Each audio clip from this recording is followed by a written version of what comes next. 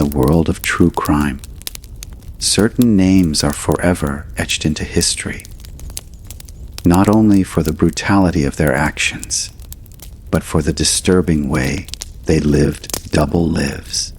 Paul Bernardo and Karla Homolka, later branded by the media as the Ken and Barbie Killers, became one of Canada's most notorious criminal couples.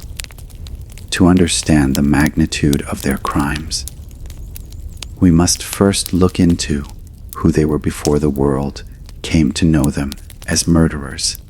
Paul Kenneth Bernardo was born on August 27, 1964, in Scarborough, a suburban district of Toronto, Ontario. Outwardly, his early childhood seemed ordinary, but beneath the surface lay a family plagued with dysfunction. His father, Kenneth Bernardo, was abusive, controlling, and later convicted of child molestation. His mother, Dorothy, struggled with depression and instability.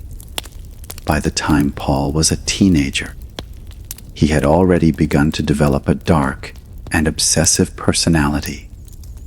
Despite this troubled home life, to the outside world, Paul presented himself differently. He was clean, cut, handsome, and charming. Teachers and peers often described him as intelligent and articulate. Yet, behind closed doors, he nurtured violent fantasies, especially toward women. Karla Leanne Homolka, on the other hand, was born on May 4, 1970, in Port Credit, Ontario. She was the eldest of 3 daughters in a middle-class family. Unlike Paul, Karla's childhood seemed more stable. She was bright, energetic, and described as well-liked. Friends noted she had a love for animals and often worked with pets, even holding jobs in veterinary clinics as a teenager. But beneath her bubbly exterior was someone who craved control and attention. Those who knew her personally would later describe her as someone willing to manipulate and mold herself into what others wanted. Traits that would prove dangerous once she crossed paths with Paul. Their worlds collided in October 1987 at a convention in Scarborough. Paul was 23 years old and Karla was just 17. The moment they met, their connection was instant and intense. Friends and family would later recall how quickly the relationship escalated, almost as if the two had been waiting for each other.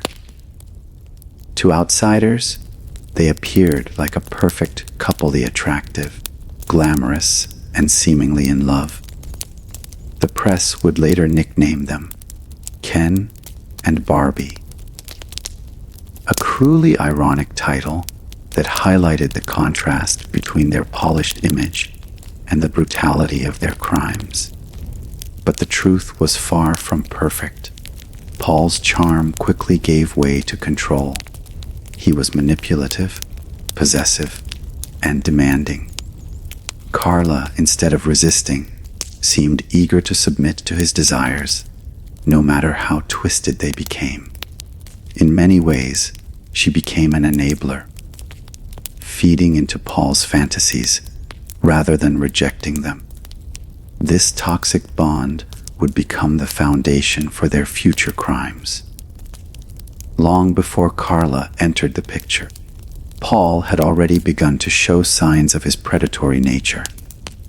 In the late 1980s, Toronto police were investigating a series of brutal sexual assaults in Scarborough. These attacks, committed by a man later identified as Paul Bernardo, were violent and terrifying. Victims reported being stalked, ambushed, and raped in ways that suggested not just lust but cruelty and domination. Between 1987 and 1990, Bernardo became known as the Scarborough Rapist, responsible for at least a dozen confirmed assaults and suspected of many more. Police struggled to identify him, even though witnesses described him as clean, cut, and good-looking. The exact kind of person who could easily hide in plain sight. During this time, Paul confided in Karla about his crimes. What shocked many later was not just that she knew, but that she encouraged him. Instead of recoiling, Karla appeared to share his appetite for cruelty, or at least to indulge it in order to keep his affection. Their relationship soon became a partnership that blurred the line between victim and accomplice. While Paul's violence had already been escalating, Karla's presence in his life gave him not just a partner, but someone willing to facilitate his fantasies. What made their relationship especially chilling was the contrast between appearance and reality. To their families and friends, Paul and Karla were the picture-perfect couple. They attended gatherings, celebrated holidays, and even planned a wedding. Their outward lives were filled with photographs, smiles, and moments that painted them as normal. Yet, behind this facade, they were living out some of the darkest fantasies imaginable. This ability to wear a mask of normalcy while engaging in unspeakable violence is what continues to fascinate and horrify those who study their case. Karla's psychology during this period remains one of the most debated aspects of the story. Was she a victim manipulated by Paul, or was she a willing participant, equally guilty of the horrors that followed? Some argue that her young age and vulnerability made her susceptible to Paul's influence. Others believe she embraced the violence as much as he did, enjoying the control it gave her over others, regardless of interpretation. The facts show that she not only knew about Paul's crimes, but actively played a role in them. As their relationship deepened, so did their depravity. Paul grew increasingly dissatisfied with his assaults on strangers. He began demanding more from Karla, asking for sacrifices that would test the limits of her loyalty. Shockingly, Karla complied. What started as a relationship rooted in attraction and manipulation was evolving into a dangerous alliance, one that would soon claim innocent lives. By the end of the 1980s, Paul Bernardo and Karla Homolka were no longer just a couple in love. They had become partners in crime, united not by affection but by cruelty. Their story was only beginning, and the horrors that lay ahead would not only devastate families, but leave a permanent scar on Canadian society. In the next chapter, we will delve into the crimes that transformed this seemingly ordinary couple into two of the most infamous killers in Canadian history.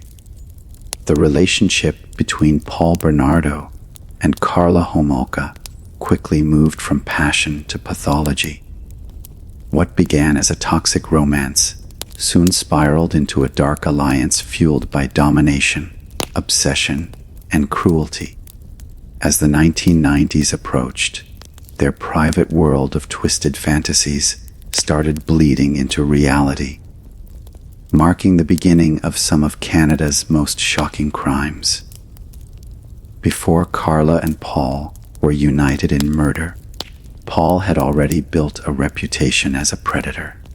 By the late 1980s, Toronto was gripped by fear of the Scarborough rapist. Women were being stalked and ambushed in their neighborhoods.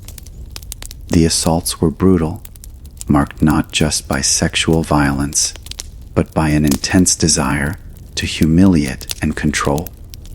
Victims described their attacker as charming and handsome, someone who could disarm with looks before attacking with terrifying aggression. Investigators struggled for years to identify the culprit. Little did they know that the young, well-dressed man attending social events and smiling in photographs was the very criminal they sought. Paul confided in Karla about these attacks, and to the shock of many who would later learn the truth, she didn't recoil. Instead, she seemed to embrace his dark side, perhaps out of fear of losing him, perhaps out of a desire to please him, or perhaps because she shared some of the same impulses. This is one of the most unsettling aspects of their story. Her willingness to not only tolerate Paul's confessions, but to become an active participant in his violence. The turning point came in 1990 with one of the most disturbing crimes in Canadian criminal history. Paul expressed dissatisfaction with his sexual encounters and demanded that Karla give him the ultimate gift, her younger sister, Tammy Homolka. At the time, Tammy was just 15 years old. Most people would recoil in horror at such a request. But Karla, deeply entangled in Paul's manipulative control, on December 23, 1990, just 2 days before Christmas, the couple carried out their horrifying plan. They lured Tammy into a vulnerable position, using drugs stolen by Karla from the veterinary clinic where she worked. Karla crushed tranquilizers and mixed them into a drink. Later that night, as Tammy lay unconscious, Paul raped her while Karla assisted. They recorded the assault on video, documenting their cruelty. But the night took a tragic turn. Tammy began vomiting while unconscious, and in their panic to cover up the assault, they accidentally caused her to choke. She died before morning. When paramedics arrived, Karla and Paul claimed Tammy had simply drunk too much alcohol at a family party. The death was ruled accidental, and the truth of what really happened would remain hidden for years. What's chilling is how seamlessly Karla slipped back into her role as grieving sister, attending the funeral and comforting her parents, all while carrying the weight of a terrible secret. For Paul, Tammy's death did not curb his desires, it fueled them. The success of getting away with such a crime emboldened him. And Karla, rather than severing ties after what had happened, remained by his side. This was no longer just a toxic relationship.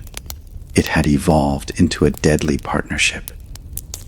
Over the next 2 years, Paul and Karla escalated their crimes. They lured young women, often teenagers, into their home, using charm and deception. The couple recorded their assaults, creating videotapes that would later become some of the most damning pieces of evidence in Canadian criminal history. These tapes revealed the terrifying dynamic between the two: Paul as the dominant aggressor and Karla as both participant and facilitator. She was not merely standing by, she actively engaged in the assaults, sometimes encouraging Paul and sometimes participating herself. In June 1991, their cruelty reached another peak with the abduction of 14-year-old Leslie Mahaffey. Leslie had missed her curfew and was locked out of her house when Paul and Karla encountered her. They lured her into their car and brought her to their home. For the next 24 hours, Leslie endured unimaginable torment. The couple videotaped the assault, capturing the horror of her final hours. Eventually, Paul strangled her to death. To dispose of the body, they cut Leslie into pieces and encased the remains in cement blocks, later dumping them in a nearby lake. Less than a year later, in April 1992, they struck again. Their victim this time was 15-year-old Kristen French, a schoolgirl walking home in broad daylight. Using a ruse, Karla distracted Kristen, while Paul forced her into their car. For 3 days, Kristen was held captive, assaulted, and videotaped. Paul again committed the final act of violence, strangling her before dumping her body in a ditch. Unlike Tammy's death, these murders could not be easily explained away. The disappearances of young girls in Ontario drew intense public and police attention. What made these crimes especially chilling was the way the couple maintained their public image. During this period, Paul and Karla were planning their wedding. Friends and family attended celebrations, blissfully unaware of the horrors happening behind closed doors. The photographs from their wedding day, with Karla in a white dress and Paul smiling at her side, now stand as grotesque symbols of the double lives they led. By the early 1990s, the investigation into the Scarborough rapist and the murders of Leslie Mahaffey and Kristen French was gaining momentum. Paul had already been questioned as a suspect in the Scarborough assaults, but his polished appearance and smooth demeanor allowed him to avoid serious suspicion. Police even collected a DNA sample from him, but due to backlogs and delays, it remained untested for years, as investigators worked tirelessly to connect the dots. Paul and Karla's relationship began to unravel under the weight of their crimes. Paul's violence turned increasingly toward Karla herself, with physical abuse becoming a regular occurrence. Karla, once the eager accomplice, began to fear for her own safety. The very man she had enabled was now turning his cruelty inward, and it was only a matter of time before their partnership collapsed. The crimes of Paul Bernardo and Karla Homolka during this period left deep scars on Canadian society.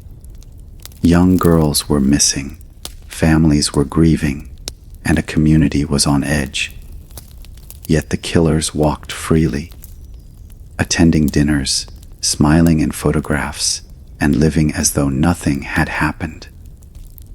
In the next chapter, we will see how their carefully maintained facade began to crack. The investigations would soon catch up to them. The shocking videotapes would surface, and the so-called Ken and Barbie Killers would finally be unmasked. By the early 1990s, fear had gripped communities across Ontario. Teenagers were disappearing, bodies were being discovered, and police investigations were intensifying. Yet, Paul Bernardo and Karla Homolka, the seemingly perfect couple, continued to live in plain sight.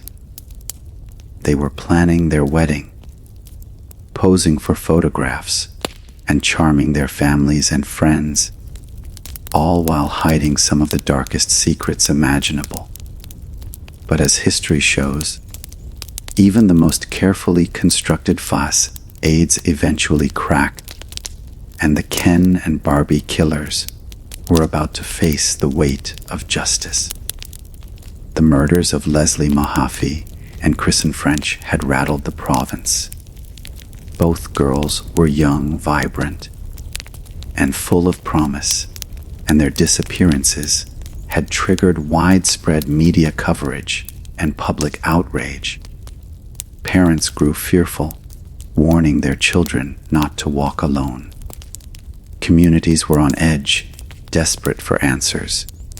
Police had little to go on, until small pieces of evidence began to surface. In Leslie Mahaffey's case, her remains had been encased in cement and dumped into Lake Gibson. When fishermen discovered the cement blocks, the brutality of the crime shocked even seasoned investigators. Identifying Leslie was the first step in unraveling the mystery, but the cruelty with which she had been killed suggested an offender far beyond the ordinary. Kristen French's murder was even more brazen. She had been abducted in broad daylight on a busy street in St. Catharines. Witnesses recalled seeing her with a couple in a cream-colored car, but no one realized at the time that the young woman they saw was walking to her death. Kristen's body was later found in a ditch, stripped of dignity, bearing the marks of days of torture. The similarities between the two cases pointed to a serial predator, and police launched one of the largest manhunts in Canadian history. Meanwhile, the Scarborough rapist investigation was still active. For years, Toronto police had been trying to identify the man responsible for a series of violent sexual assaults. Paul Bernardo had been questioned early on. He fit the description, and some reports even pointed toward him directly. In fact, in 1990, investigators collected a DNA sample from him, but due to significant backlogs in forensic testing, the sample sat untested for nearly 2 years. This delay would prove devastating, giving Paul and Karla time to continue their crimes. By 1992, cracks were forming in their relationship. Paul's violent tendencies had extended beyond his victims and were now aimed at Karla herself. She suffered repeated beatings, black eyes, and injuries that she struggled to explain away. Friends and family began noticing the signs of abuse, but Karla remained silent, caught between fear and loyalty. The control Paul exerted over her was immense, but his brutality was becoming unbearable. In December 1992, a particularly violent beating left Karla hospitalized with severe injuries, including bruises and cuts to her face. This incident became the breaking point. Her family, horrified by what had happened, pressured her to leave Paul. For the first time, Karla began to consider the possibility of turning against him. In February 1993, the walls finally closed in. Advances in forensic testing had allowed investigators to process Paul's DNA sample from the Scarborough rapist case. The results were conclusive. Paul Bernardo was the man they had been hunting for years.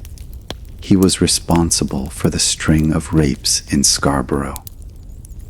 With this evidence in hand, police began closing in on him. Karla, sensing the inevitable, sought legal advice. Fearing that she might be implicated in Paul's crimes, she struck a deal with prosecutors, a move that would later spark national outrage. Known as the deal with the devil, this plea bargain granted Karla a reduced sentence in exchange for her cooperation.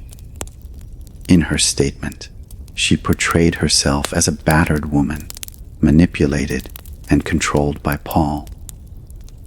She admitted to knowing about the rapes and murders, but painted herself primarily as a victim who acted out of fear. What investigators did not yet know was the extent of Karla's active participation. The truth would emerge only when police discovered the videotapes.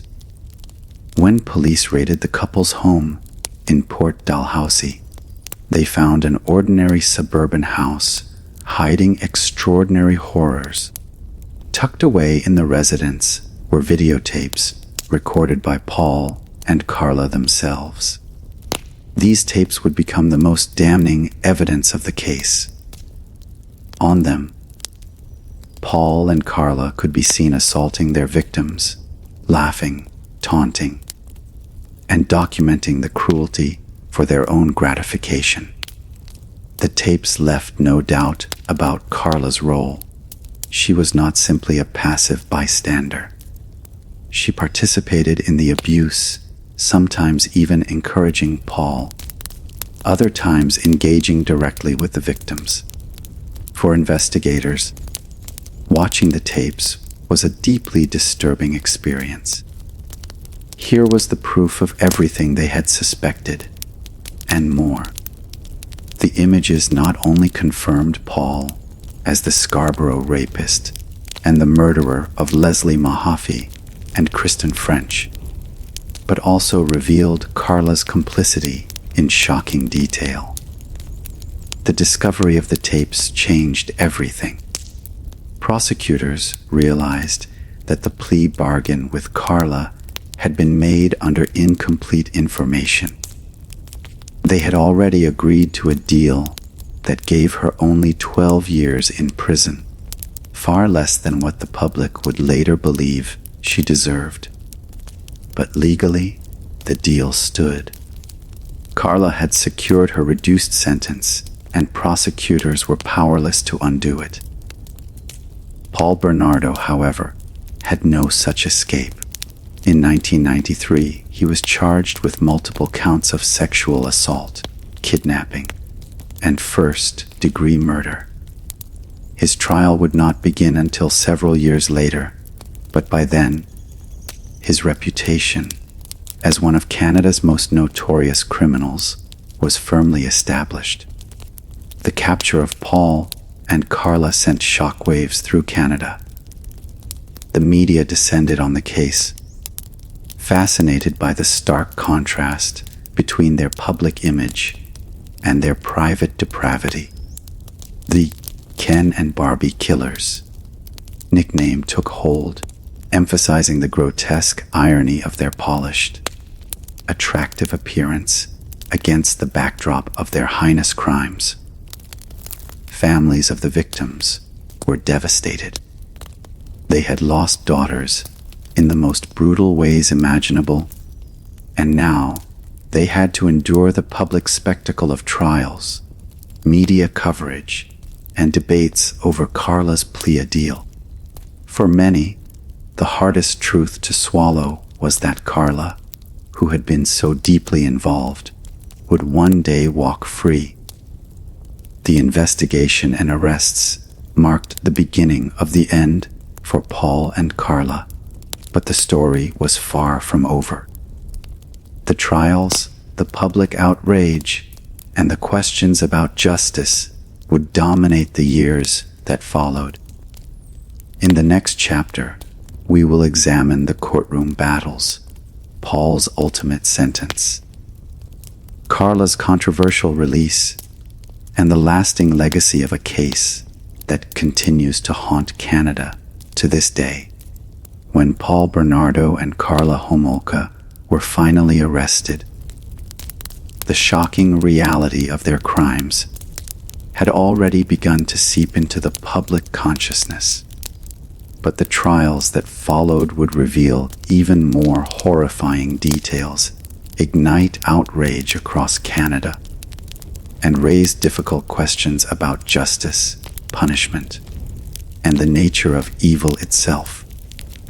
Paul Bernardo's trial became one of the most notorious in Canadian history. Prosecutors laid out the charges: 2 counts of first-degree murder for the deaths of Leslie Mahaffey and Kristen French, aggravated sexual assault, kidnapping, and a host of related offenses. The evidence against him was overwhelming.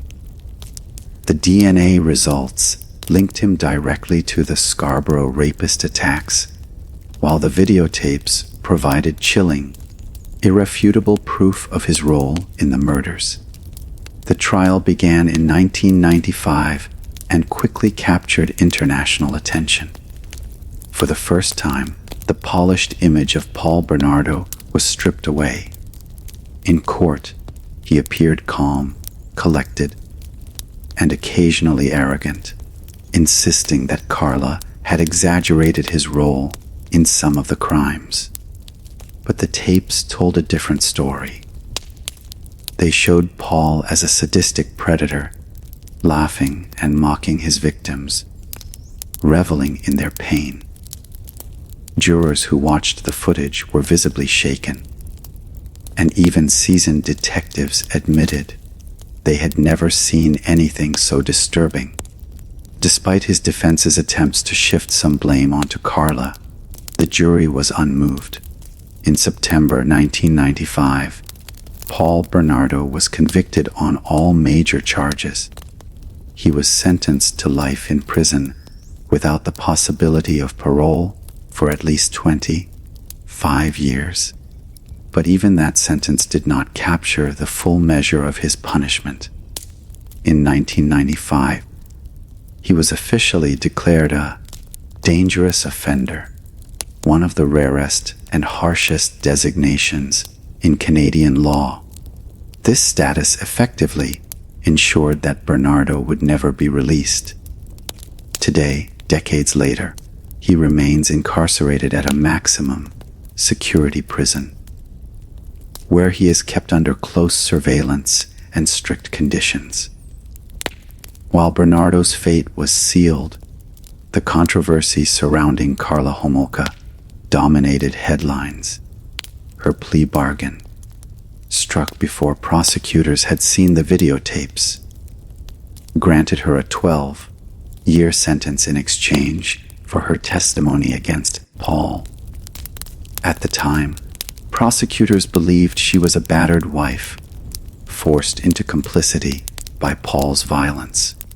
But when the tapes revealed her active participation, the public erupted in outrage.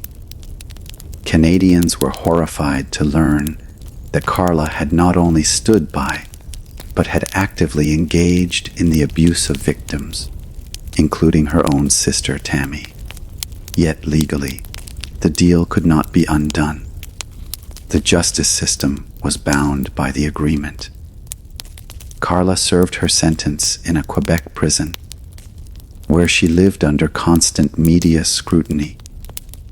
Victims' families and advocacy groups protested her comparatively light punishment, branding the plea deal a catastrophic failure.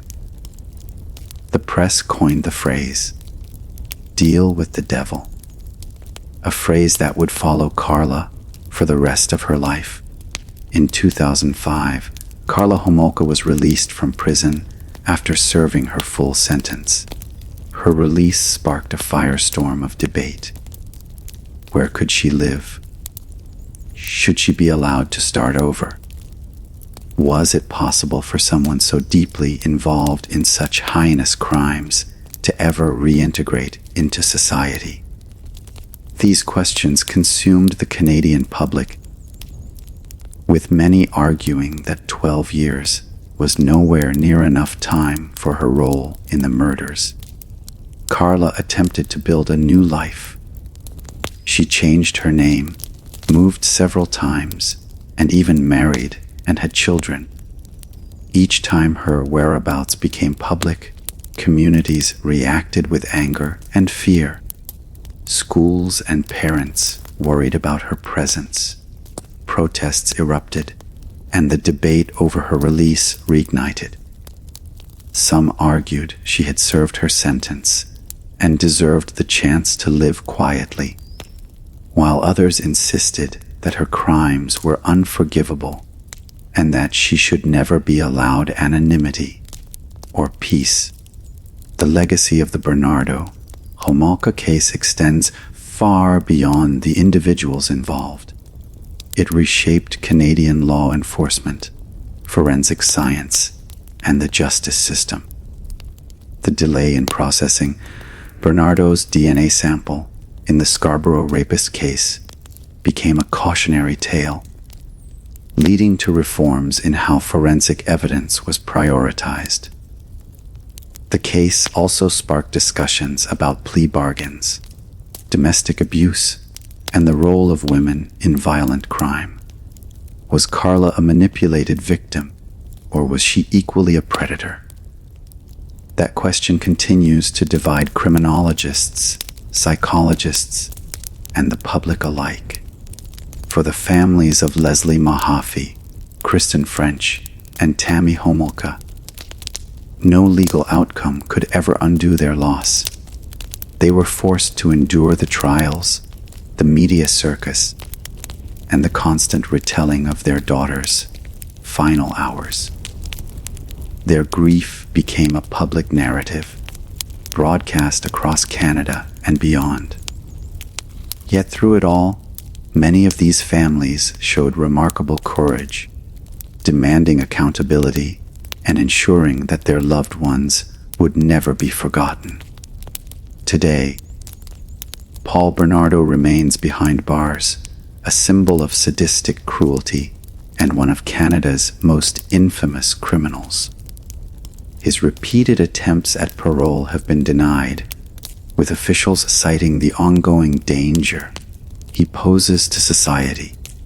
Karla Homolka, meanwhile, lives a far quieter life, but she can never fully escape the shadow of her past.